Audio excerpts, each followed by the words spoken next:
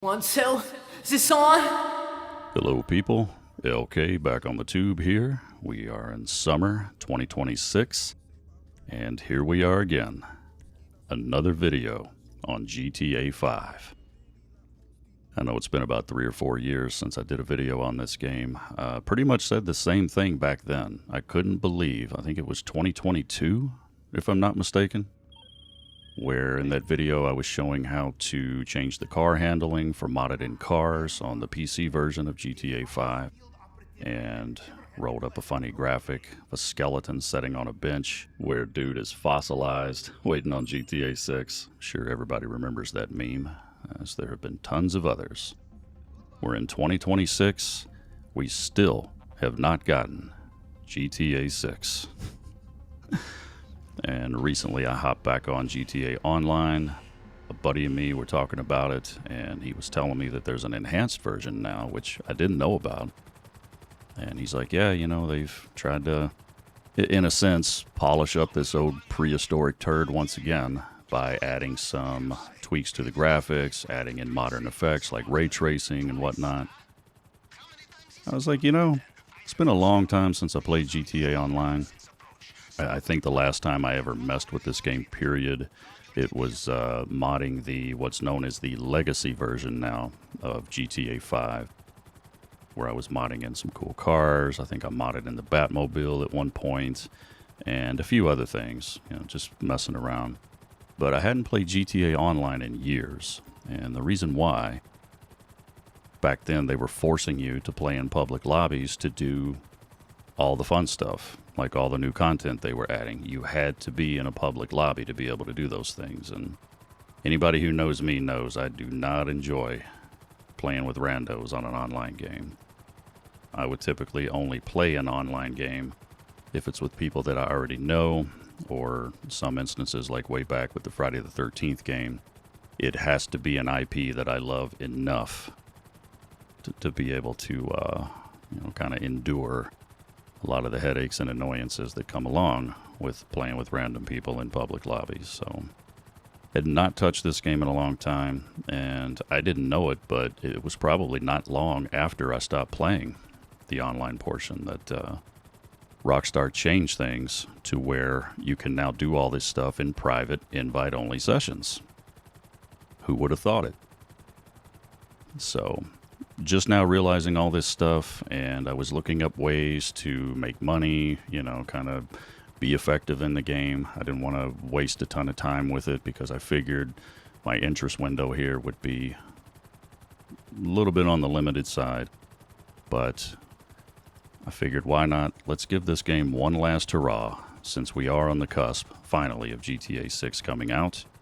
And one of the things that I read about as far as money making is, of course, the Cayo Perico Heist. I vaguely remember doing this heist maybe one time, and it's been several years ago now, and it must have been the PS4 version. I think I was playing it with a couple of friends once, and it might have been back when the payout glitch was still a thing, where you could disconnect from the online side right around the time that you finish the finale. And your payment, it gets added, but it doesn't get added. And then you log back in and you get paid again or something. And it was something like that. So I remember kind of messing with it back then, maybe just for a night. Somebody might have asked me on to be an added hand for the heist or something like that. That's the only experience I ever had with it. So I've been running this heist on solo, in addition to keeping up with the acid runs and taking a look at some of the other stuff that you can eventually do. But my free time, I've been grinding out the Perico heist on solo, and I'm right on the cusp of breaking 100 million for the first time ever on GTA Online. I figured, what the hell? Let's capture this. So I'm on my way to the island. And once I scope it, do all the prep, I'll be ready for the finale and share this moment with the world. But it is kind of a cool milestone, because I remember playing this game some years back, PS4, and then eventually played around with the online side on PC. I think the most money I ever had at one time was probably something like 10 or 12 million. I don't remember ever trying to grind it out past that because I just didn't care enough to. And a lot of the stuff that was available to buy at the time, it was just like, eh. You know, I remember when they added the Deluxo, which is the parody for the DeLorean from the Back to the Future series. That was cool. I remember buying that on the PlayStation version. But anyway, I went away from this game for a long time. And how stupid is that open door on the plane? That's a glitch that I've noticed with this. Oh, dude would have been sucked out of there and flung out way back. And that seems to be the case more often than not when you're flying this plane. Generally, just with this intel mission to start the heist. Notice that door always has a tendency to hang open, but it was probably right around the time when the Deluxo was released. I can't remember too much after that I just kind of lost interest in it, and I'm sure my attention turned to something else. And I remember we played quite a bit during COVID, and then maybe one more time around, I'm going to guess, maybe 2022, just to platinum out the game on the PS4. And other than that, I don't really recall doing a whole lot with it. So it's been kind of cool to dust this old dog off, get a little bit more experience with it, see a lot of the new stuff that they've added, because a lot of this stuff I had not seen before. And the Perico Heist, I think, was added after I'd stopped playing, and I logged in just that one time to be an added hand for someone. So I hadn't really experienced it on my own. I know that they've added mansions recently. I've taken a look at those, and to get, I think, the most expensive mansion and to get it fully upgraded, it was something like $19.5 million. So wasn't in a big hurry to do that, but who knows? Maybe I will down the road. Maybe I'll reward myself for breaking $100 million, buying a mansion, which I'll probably never spend any time in. They will bring it soon. Go on. Shut up. Goddamn smartass. Alright, so we're about to go scope the hangar here. On these solo missions, you're always hoping to find the, hello YouTube. I guess we'll call it the Co-Kizzle. Looks like we've got one on the right here. Yep. Rock and roll on that. Send it over to Mr. Annoying. And hopefully I'll find one more around here somewhere. You want to have two of those, so whatever the primary target is, it's a nice secondary option. Adds on to your final take quite a bit. And doesn't look like we've got it up here. No. I'll go ahead and mark this stuff anyway. Hard cash.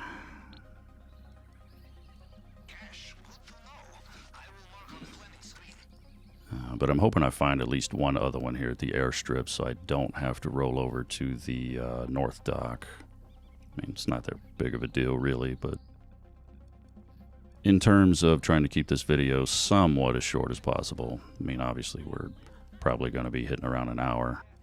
I may try to edit out some of the loading times and whatnot to try to keep pace, but yes, there we go. So got it there, and now I can head to the tower.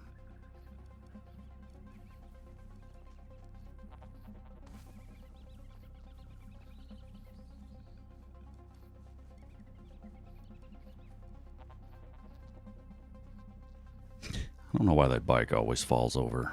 There's some kind of weird gravitational shift right there whenever you get into this area.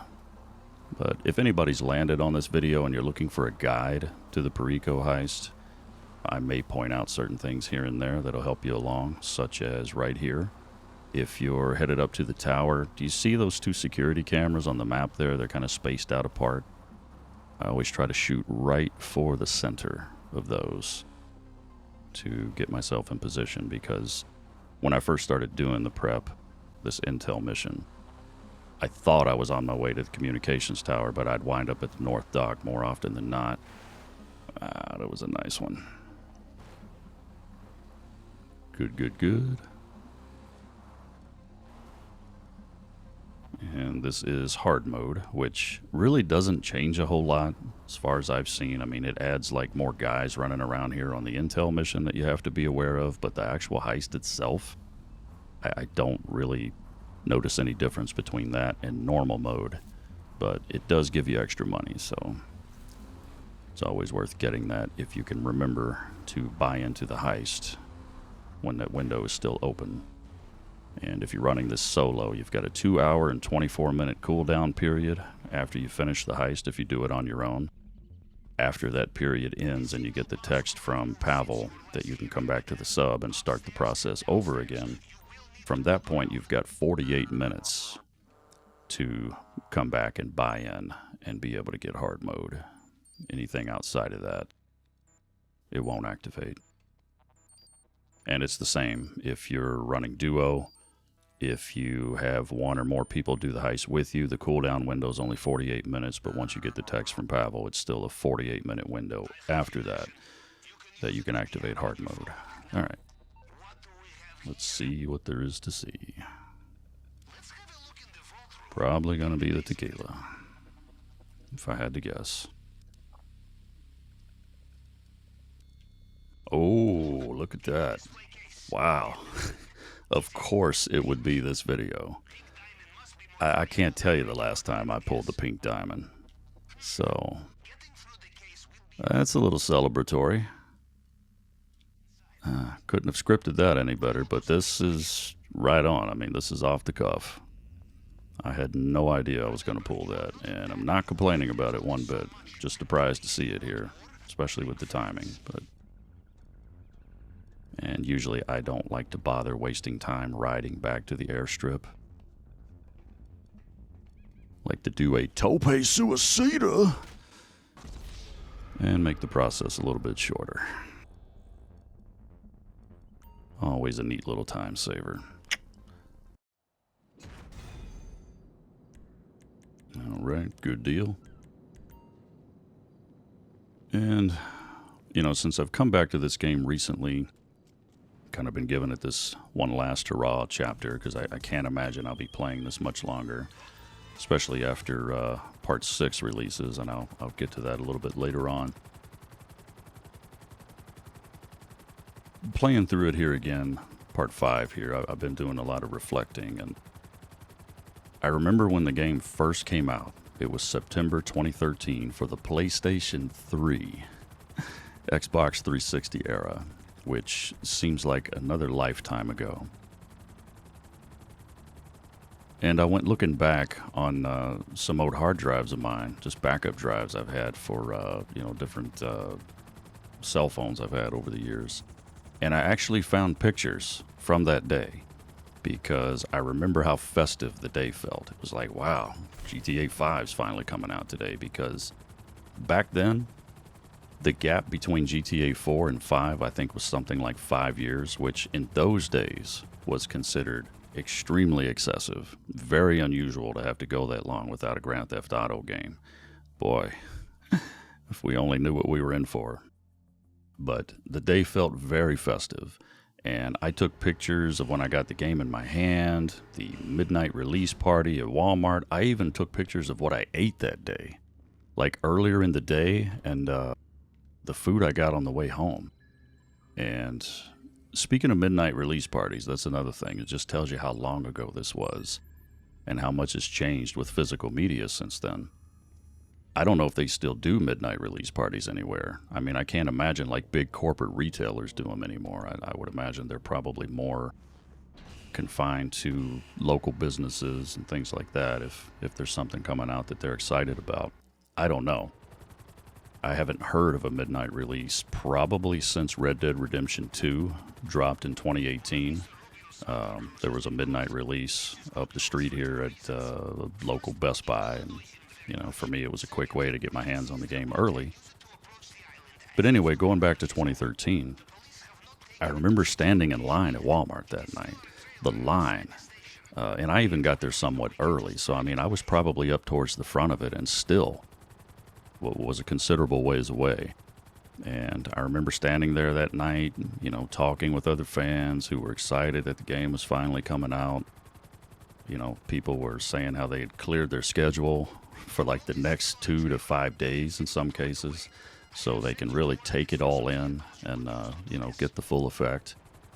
And finally, I got up to the counter, got the game in my hand, and I remember getting it out to my car and just how crazy excited I felt to finally have it in my hand and, you know, get ready to head home and play it. On the way home, I stopped and picked up some pizza. You know, it just felt like a party. You know, felt like a holiday, I guess, is more like it. And I don't know if people really get to experience that anymore. You know, come to think of it, I mean, we're in an era now where, you know, physical media is more of a niche. You know, it's kind of a subgenre. It's something that is appreciated more by people like me who remember back when that's all we had. So, you know, a lot of you young cats, when GTA 6 comes out, I mean, you're just going to hit download, you know, at midnight when the game becomes available. And the only real anticipation you're going to feel is watching it download. And it's probably going to take a while. I mean, even if you're rocking fiber internet, I imagine that download's going to take a while, because I thought I read that the free space required for the game might be something like between 250 to 300 gigs, which sounds about right with the scope that we've heard, the wide scope and range that this game may have. But, you know, that's the only, like, real anticipation that you guys are going to feel. You know, you're not going to know what it's like to stand in that line, talk about it with other people who are excited. I mean, people you've never met before and will never talk to again. The time in the day leading up to it, you'll feel that. But as far as getting the game, having it in your hand, that Christmas morning feeling like you just unwrapped a present. You know, sadly, that's an art that's really lost today's standards with technological advancements and physical media not being needed anymore. I imagine the game is going to get a physical release. I can't imagine it's not. I don't own a PS5 or Xbox S, XYZ, whatever the hell they call it. But from what I understand, they do have disk drives for physical media. And so I can't imagine the game won't be getting that, but I don't know. I wouldn't be surprised to find out that it's just going to be a digital-only release. But yeah, thinking about that midnight release party and all the previous ones that I'd been to before that, you know, celebrating things like big-time movies coming out, new albums, new video games, so on. That's something that it kind of sucks that I'm not going to be able to get to experience that for this game. As I get rid of the wanted level here. Of course, they spawn me fucking 10 football fields away. That's not too bad. I've definitely seen worse.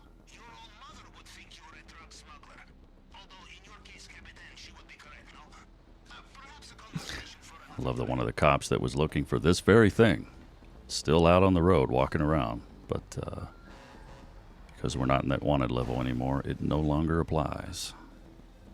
And we can just slide in here, get this thing locked in. And good times will be had.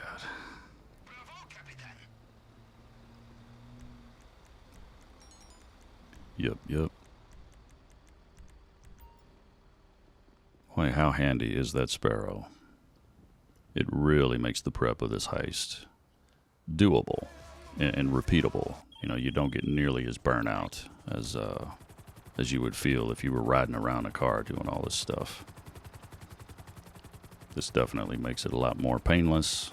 And, of course, I mean, it's going to feel repetitive no matter what, but it's a lot less taxing, for sure. And following up on a point that I made earlier, something that I said that might have set an alarm off in your head. I said I don't own a PS5 or the current Xbox, which brings about the question, what am I going to do when GTA 6 comes out? Because we all know Rockstar's history. It's not going to come out on PC until at least a year later. because, you know, they want to get those double dip sales in. Well, for me, I don't know. I really don't know.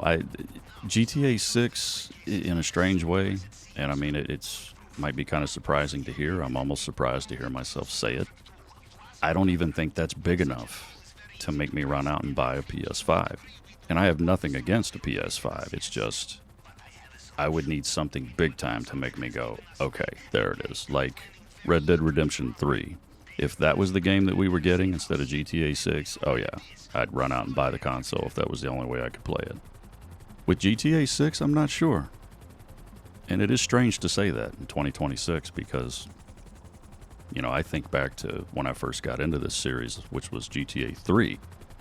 That was the sole reason I bought a PlayStation 2. So an interesting juxtaposition there. Bought a PS2 for GTA 3. Not sure if I will pick up the PS5 for GTA 6.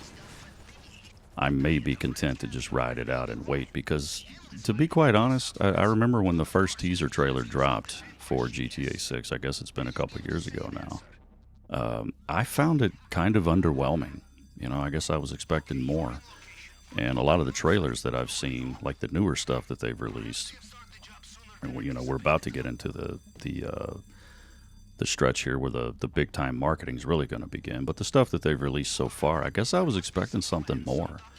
You know, I figured we would be in for a major graphical quantum leap over 5, especially considering this long gap between games. But it looks better, of course, but it just doesn't have that.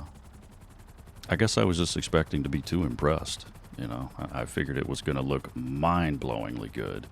And maybe the actual gameplay is. You know, it's hard to base anything off teaser trailers and such, but I just remember when we first got a look at GTA 5, I was excited. You know, that went a long way in getting me hyped for the game. And nothing I've really seen from 6, like, gets me giddy. You know, and that could just be because I'm a little older now. Probably has a lot to do with it. Because, I mean, you just heard me say it. I said GTA 6 may not be enough to get me to buy a PS5, but Red Dead Redemption 3 would. Which is something that I never thought I would say. As much as I love the original Red Dead Redemption game and the second one, when the first one came out, I would have bought a PS3 for GTA 5 if that was the only way I could play it. Yeah, for sure. But as time has gone by, I found myself leaning more towards the Red Dead series. It seems to bring me more joy at the end of a long day. Who knows? I don't know what I'll do yet. You know, maybe as it gets closer, when we get on the cusp of, well, within a week or two of the game coming out, I may feel differently. I'll get there as soon as I can. But talking about how GTA 3 is how I got into the series, I still remember I was working at this place and there was a guy there. I had seen the GTA 3 commercials. I think they used to air during Monday Night Raw all the time. And this was, you know, still in the Attitude Era days, or maybe right in the beginning of the Ruthless Aggression era. So, I mean, WWF recently had become E, or would become E, was still big time. It was still a major presence in pop culture. So Monday Night Raw was, you know, definitely a weekly treat. And I remember during the commercials, I used to see the spot for GTA 3 all the time. And the commercial didn't really sell me, I guess, because it didn't really hit me. You know, there wasn't generally the type of game I was into. It just looked like, you know, like typical mob game, like mafia type stuff. And at the time, I was just like, you know, just didn't really get my attention. But this guy at work, he was telling me a story about it. He said, "Have you played Grand Theft Auto 3? And I was like, nah, man, I don't even have a PS2. And of course, what? Yeah, I still had an N64 in those days. I had not bought a PS2 yet and had been kind of anti-PlayStation up to that point just because of the loading times. I couldn't stand the loading times on the original PlayStation back when they were still in the CD era. Of course, with PS2 being DVD-based, that would change a little bit. But he was telling me all about the game and all this stuff that you could do, and it was mind-blowing back then. I mean, you got to go back a ways where, you know, you have to remember that a video game that had foul language and all this sexual innuendo and, you know, all these other things with hookers and how you can run around and kill people and have sex with a hooker to regain your health and then kill the bitch and get your money back. I mean, this was all extremely taboo at the time. So this guy is just blowing me away, selling me, like pitching me this game. And I remember every question I asked, it seemed like he was like, yeah, you could do that. Really blowing me away with the stuff. So he sold me. I mean, that conversation with my coworker, I remember that day when I got off work. I went out, bought a PlayStation 2, an extra controller, a couple of memory cards, if you guys remember those. Grand Theft Auto 3 and probably whatever the Madden game was at the time, because, you know, back then it was just kind of rite of passage. If you buy a new video game console, you got to get Madden so you can see how pretty the football helmets are. Yeah, that's definitely an old, outdated practice that has not carried over for me, but back then it was very much a thing. I probably spent over $500 that day, and we're talking about 2001, 2002. I was working a job probably making like $9 an hour at the time. So back then, that was big money. I mean, $500 is still a chunk today. I mean, I'm not trying to undersell it, but back then, a guy in his early 20s, not even making double digits per hour, that was a chunk of change to me. And I went out and unloaded the bank. Based on what this guy told me, like that's what kind of impression his story made on me, where he said he basically rented the game, GTAIII, and he played it for about an hour, and then he took it back and went out and bought it because he knew.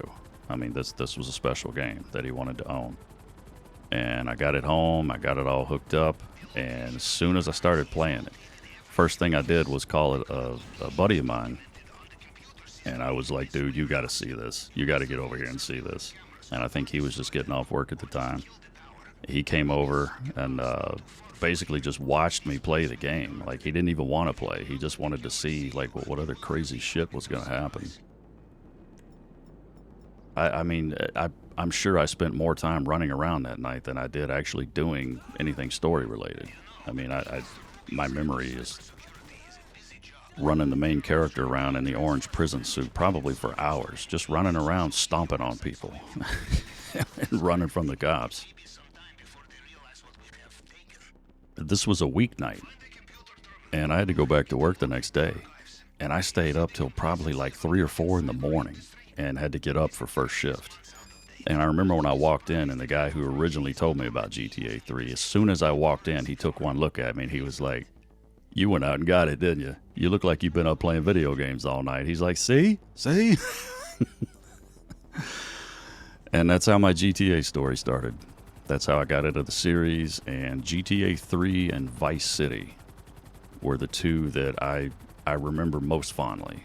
Those are the two that I spent the most time with, I think. Well, I mean, I guess you could argue 5 now, after all these years. I think 5's probably the one that everybody has spent the most time with. But 3 and, I almost said 4, 3 and Vice City are the ones that I remember like the most fondly during that time of my life.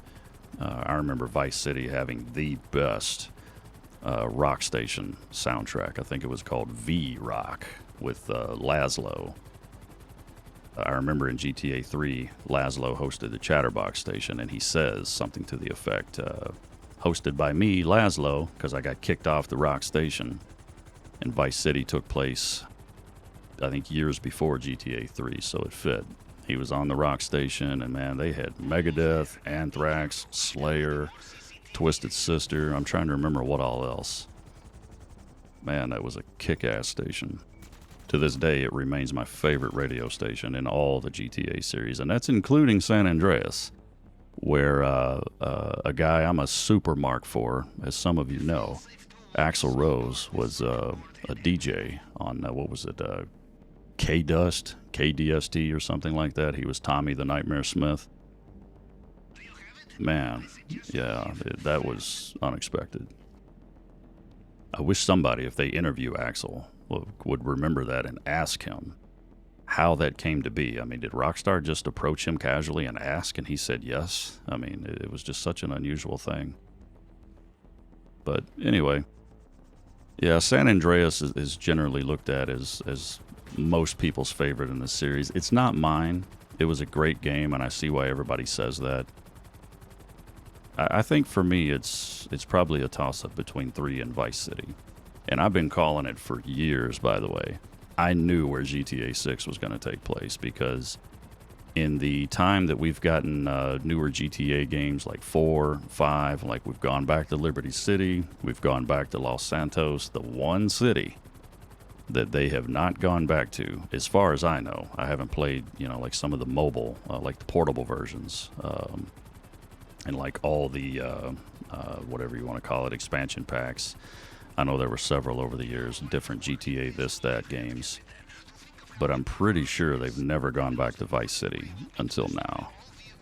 So I was telling everybody I know, like, it's going to be Vice City. You can bank on it. I just know it. And then when that first teaser came out, I was like, there it is. There it is. It was no surprise whatsoever.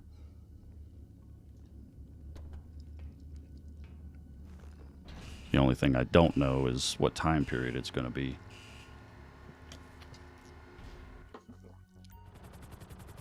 I don't know if it's going to be like present day or if it's set in the past, or the future perhaps. And if it's going to have anything to do with the Tommy Vercetti story that we saw in Vice City in the original game. At any rate, I'm sure it's going to do what everybody says it's going to do. It's going to blow 5 absolutely away, which is a tall task, but I don't know that a video game has ever been anticipated as much as this one, so I'm sure it's poised to break all kinds of records, and I don't think it's going to have much problem doing that.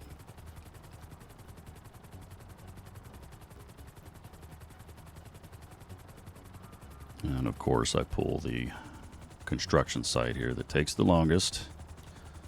That's fitting when I finally decide to do a recording here on this whole heist setup finale. Not that it's a huge headache, it's just I like it when you get the one that's in the middle where there's 2 buildings right next to each other. Seems like you can zip right in and out on that one. You don't have to fight anybody, the hard hat's right there. And it takes no time to do.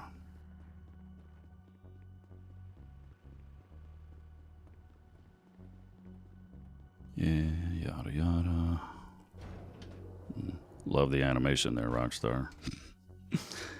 Tell they went all out on that elevator movement there. And I don't get this part right here, how you've got to walk up twice to get the prompt for the freaking hard hat. At least that's the way it is with me, as we see Fap Fap on the side there. Gotta love all the sexual innuendo that you see with this series, and hopefully all that continues. I know that there was word got out several years ago that Rockstar intended to cut down on some of the offensive stuff that's in the game. I don't even remember what areas it was dealing with. I'm sure it'll come to me in a minute, but I remember reading about it, and I remember the trend at the time was RIP GTA, because people were like, really, are you serious? You're going to tone down GTA, tone down some of the stuff that people find offensive? That's why everybody loves the game.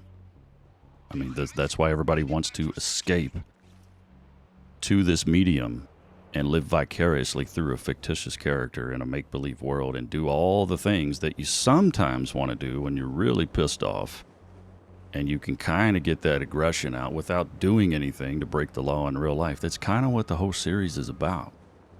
And all that slapstick humor, all the crude, offensive shit, I mean, that's all just part of it. So hopefully they haven't completely neutered the game. I can't imagine that that's going to be the case. Hopefully whatever they were talking about is just subtle stuff that we don't really notice. Because otherwise, I mean, that's just a travesty. Because they will alienate a lot of people if that happens. It may not be enough that they'll actually care. Yeah, you got to remember the time period that this series came from. The whole series started in the 90s, which some will argue is the greatest decade in human existence. Personally, I will say the 80s because I lived it. And the 90s were great by comparison, don't get me wrong. But if I had to choose between the two, I would definitely pick the 80s, with the 90s being a close second. You know, just looking at where pop culture was at the time, and, you know, life, of course, just felt more fun and was more simple back then. Moving right along. Alright, hopefully I get the good one and I don't have to change sessions. Oh yes, the penis building. Let's do it. So, pro tip, and this is something that I just recently found out. This last mission here, this last prep mission where you have to go get the weapons. Everybody dreads having to chase the Merryweather chopper. You have to tail it like all the way across the map, and it takes forever. It is painstakingly boring. And I read where some people, when they get that mission, they actually take the time to get in their copter and they go over and they shoot the helicopter down to fail the mission. And then they fly back to their sub and they start it again in hopes that they'll pull one of these, where you actually go to one of the buildings. It's a different kind of experience, the way that you run in and you get the weapons. It's different than when you have to follow that chopper and get it on the plane that eventually tries to take off while you're in it. But you don't even have to do that. All you have to do is just go to the pause menu, go to the online part, and change sessions. And make sure your spawn point is the Kosaka. You will wake right up in your bed, you run up the steps, and just start the mission again. It's so much quicker. And there's sometimes I got to do it like 5 times before I will pull one of these missions. It's worth it to me to do, just to avoid the headache of having to be bored to death following that damn helicopter around for 10 minutes. So if you find yourself in that situation, that's a much easier way to pull one of these more preferred setups to get those weapons. So I'm going to run in here and start some shit. See if I can do this as quickly as possible. Hello. Goodbye. Big guy this way. And we've got 3 over here that we have to deal with immediately. There's a couple other guys that just don't bother coming out, but there's one other one here. Yeah, get your business. And the rest of these guys you don't even have to worry about. Although I may visit them on the way out and make sure they're warm enough. Especially after talking that shit. Having to listen to them do that all this time. One of my favorite ways to execute people in this game is using the flare gun and listening to the wonderful sounds they make when they're experiencing the effects of it. I might not be able to resist the urge to do that on the way out.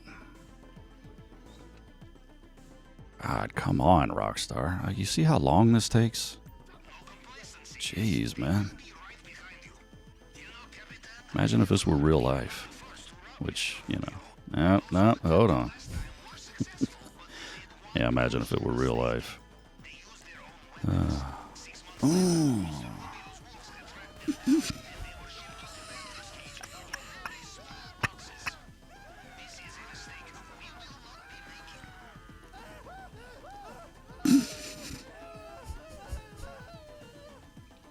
I don't know why it's so funny. There's just something really cartoony about it. Now my ass is getting lit up.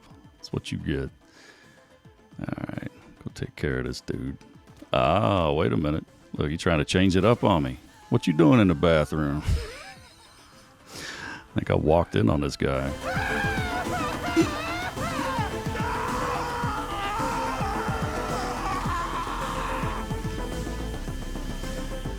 Alright, so there's that.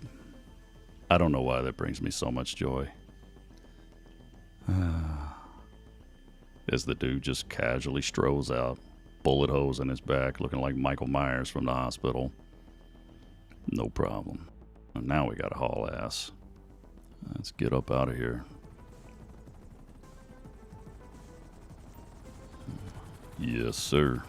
We are on our way. The convenience stores of Speedway.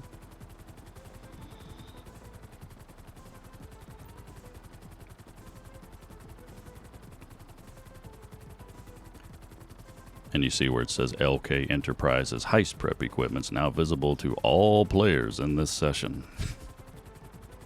Which is comical to see now, but that used to be the case. Which is why me and a lot of other people stopped playing.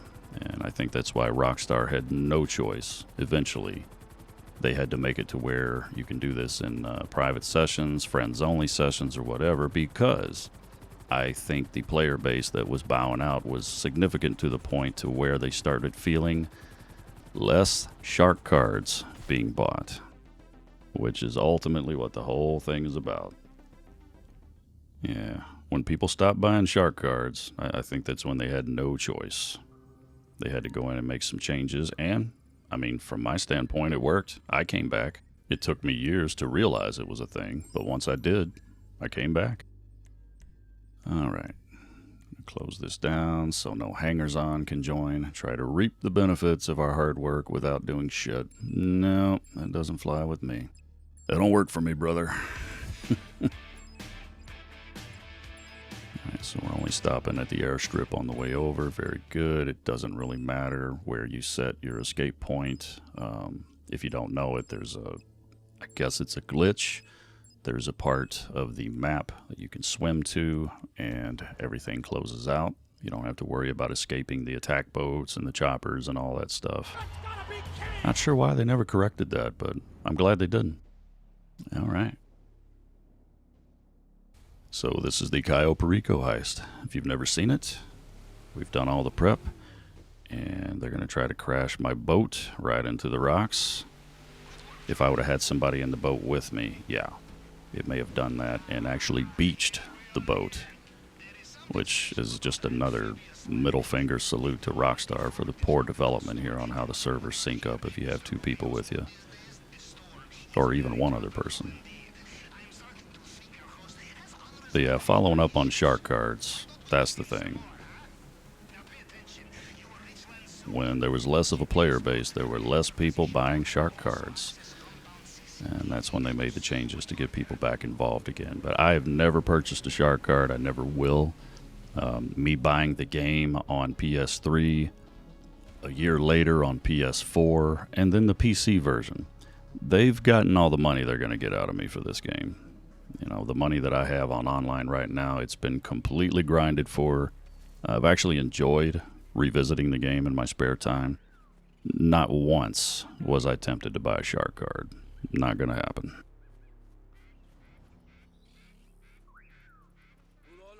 Alright. Let's creep around the hangar here. Return to hangar. I like that. Be cool if they would have put a big 1-8 on the door there. I would have popped for that. Let's go in here and pick up some booger sugar, because that is the most valuable secondary loot you can get on this heist solo. Me and my buddy joke about this all the time right here whenever we go to Whole Foods. And a lot of times I'll go to Whole Foods when I'm fasting, and I walk by a lot of the food that they have there, and we look at each other and we're like, yeah, we want to spam the A button and loot it all, get it all in our bag, and just run out the door. Like, two guys just robbed Whole Foods. Well, how much money did they take? Nothing. They just took food.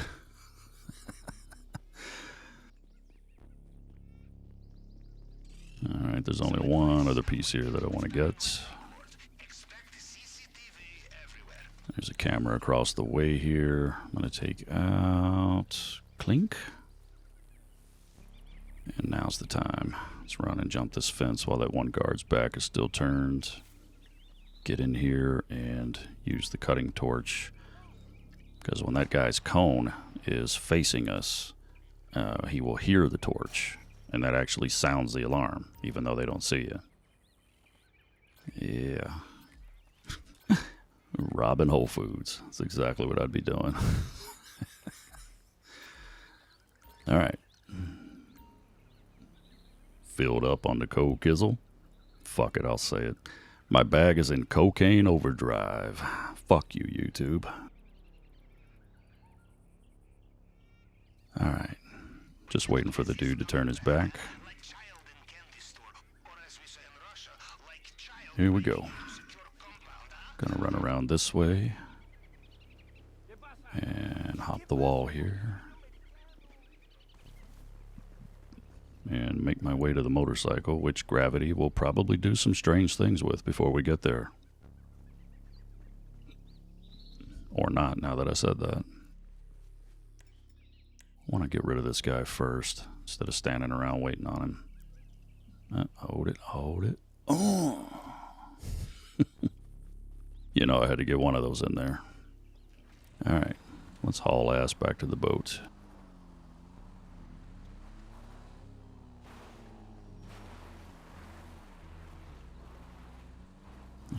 Don't get in any hurry on my account.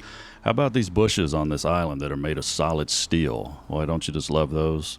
You're riding a motorcycle, moving right along, heading towards a target, and then boom, you go flying because you hit this ironclad bush made of solid concrete, which is just bizarre to realize that that's the way this shit's been coated on this island. And certain parts of Los Santos are still like that. There's still certain items, certain parts of the environment that you encounter that don't break down the way you'd imagine, especially if you hit them at a certain speed. But that's Rockstar. It's like Wood Productions, the mark of quality. Why not?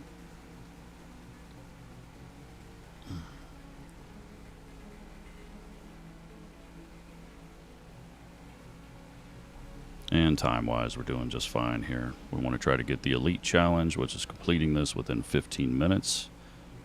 Not going to be a problem because once I get into the compound, I'm not going to bother taking out any guards or trying to find any keys. That's totally not the strategy here when you're running solo.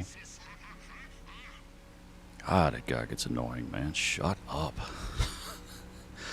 I actually looked up to see if there was a way to mute him and only him. Because, you know, I'm usually rocking self-radio on the PC version, so I got all kinds of music I like to listen to when I'm doing heist prep, but, ugh, so annoying to have to listen to that guy. So I usually just mute the whole game. I have a playlist going if I'm grinding this out at all.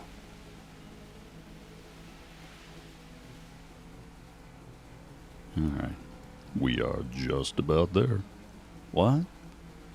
The point where I stop taking orders from you. All right, Sheriff, whatever you want. My primary concern is that we stop him. All right. Surely you don't have to Google that to know. Okay, next stop, maintenance. Let's do it.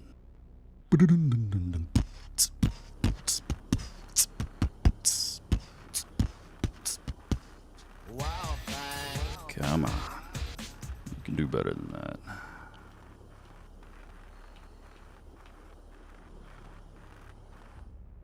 Wasn't perfect, but I'll take it. Yeah, it's an OCD, kind of a personal goal of mine to be able to cut every one of those pipes without missing a beat. Like boom, boom, boom, boom, boom, boom.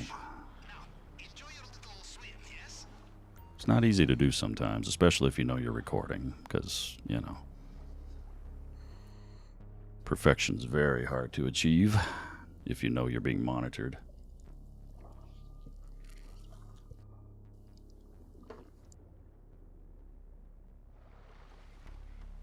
Actually, the quote came from this game, one of my favorite quotes. Perfection is a cruel mistress.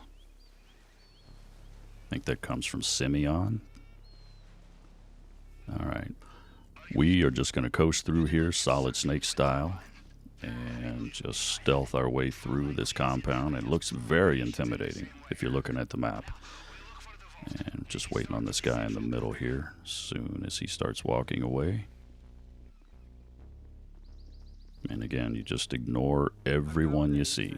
Just make sure not to bump into anyone. That'll screw it all up. Watch out for the Mr. Rubio's personal bodyguards. They patrol this area. They will know every soldier on the It's comical, this guy right here. How easy it is to sneak past him, and how ridiculous it is that he's oblivious to our presence here. Only in a video game. Alright, now that we're in here, let's check the safe. One thing Pavel says that never ceases to make me chuckle. I think it would be rude not to check the safe. Of course, he didn't say it there. Oh, I kind of talked over him, but I didn't hear that. Okay, this is on hard mode, so we've got 4 of these to do. And if you don't know the pattern here, it's very easy. You match the very top one to the top on the right on the target side. Every one you do below that one, you match the one right above you, and then tap to the right one time. So that's just like that. Got a match there, and then match, match, match. Match the one right above you, and then tap to the right. That's all you do. I know this thing gives people fits until you kind of figure out the pattern and just how easy it is. But at first, I mean, I was kind of like, what the hell? What the hell are you supposed to do with this? After you do this a few times, you get where you coast right through it. I mean, I imagine in 2026, I still see videos coming out for this heist, so I guess there's still new players who are experiencing it for the first time. So it can be quite intimidating at first. It is kind of a daunting task to make it through all this stuff as easy and seamlessly as I've shown you, but it's just repetition. And I'm purposely lighting this guy up. I wait for the meter to go just about all the way down. Hold it again. Wait one more time, and it's generally on the 3rd time that you'll get in there. When I very first started doing the heist, I literally was like holding the R2 trigger like rigorously, trying really hard to make sure that it didn't go overboard. And I mean, it took sometimes, it felt like 3-4 real minutes to get in there. And that's not the way. And again, we just kind of port round this guy, the corner here.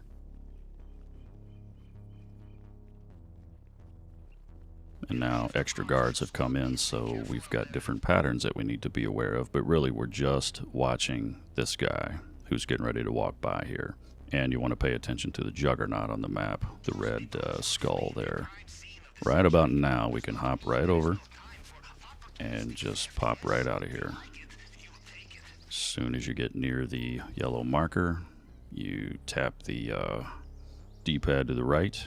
And sometimes I've had it where people have seen me after I do that, and that doesn't count.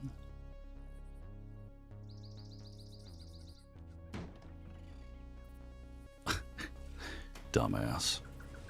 You know, the fact that Pavel, a lot of his dialogue indicates that he's aware that you've done this heist several times. You would think that there would be another cutscene with your guy here where he figures out he can hit that button right away. I mean, it's like he never learns. Bloop. Uh-oh, hold on. Almost blew the whole damn thing. Well, it wouldn't have really, but I might have lost a couple of bucks on the way out. Surprise. And off we go. So the main take here is looking really good. With secondary loot that I have, with this being on hard mode, and the elite bonus that I'll get, this should be a really profitable run. All we got to do now is swim away. You should really be going the other way, dude. Yeah, this way. And if you see that part on the map there, that kind of, it almost looks like a J if you're looking at the land underneath you. Kind of go for the top of the J, and then you look at the mines here. I almost think of it as like splitting the uprights. We're getting ready to kick the winning field goal. We aim right for the middle. And when you see that text vanish, you're done. That's the end of the heist. And you just have to wait for things to close out here and for the game to acknowledge you're done. But the timer has stopped. I figured this out a little while back because I was wondering if the timer was still going at that point while you're waiting. It's not. As soon as you see the text to escape disappear, it's done. So, let's see how we did.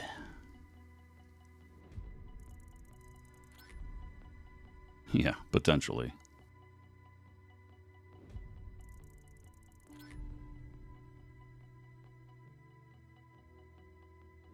All right.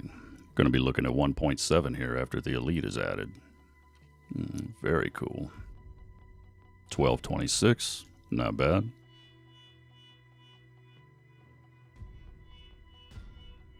Yeah. Part of the Elite challenge is not failing the Fingerprint cloner. Having full bags and doing it in under 15. Getting spotted by the guards doesn't blow the Elite challenge, surprisingly. You know, if you have to do the quick restart, it does. But simply getting seen does not blow that challenge, which is odd considering how strict Rockstar is with some of their stuff. But so 1.7 is the final number. Get to get blinded by this completely unnecessary whiteout screen, but I'm about to deposit this cash, and I should break 100 million. Which for me is a milestone. I've never come within a mile of 100 million on GTA Online before, because I never had the desire to stick around long enough, because we used to be forced to play with assholes all the time. And now that that's not the case, the game is rather enjoyable. Amazing how that works, isn't it? When you actually get to play a video game with the people that you choose, and only those people. Check it out. 99 million? Take one down, pass it around. There it is. 101 million. Not trying to sound like I'm complaining about that, but little OCD tick there. 101. Okay. Well, that's fine too. Better to have too much than not enough. So there it is. I have officially entered, 9-digit territory? That's pretty cool. And I don't know if I'll stop here or not. You know, I'll admit, I've kind of gotten bitten. I've kind of gotten bitten by the bug to kind of grind it out, and that's the old Final Fantasy Dragon Warrior for the NES player in me that got used to grinding out to get XP, to raise levels and whatnot. I kind of look at this the same way. But I'll probably buy some more businesses. I've got my eyes on the nightclub. I'm going to do a lot more with the agency. Probably go through those security contracts and max out the daily passive income that you get. And then the nightclub, and then the other businesses that you can get to attach to that with the technicians that you can assign. I'm going to look into all of that soon to try to maximize passive income. This is pretty much it. Glad you guys took the journey with me. It's been fun reliving GTA 5 and kind of talking about the history of the game and the history of the series with me personally. How about you guys? What kind of stories do you guys have with this series? If you'd like, I'd love to read about them in the comments below. That is, if the shitty YouTube algorithm actually allows this video to be seen. So if you're watching this video and you want to tell me about your personal experiences with the series, I'd love to read about it. GTA 6 is on the horizon, and I'm probably going to lose a lot of cool points when I say this, but I got to be honest with you.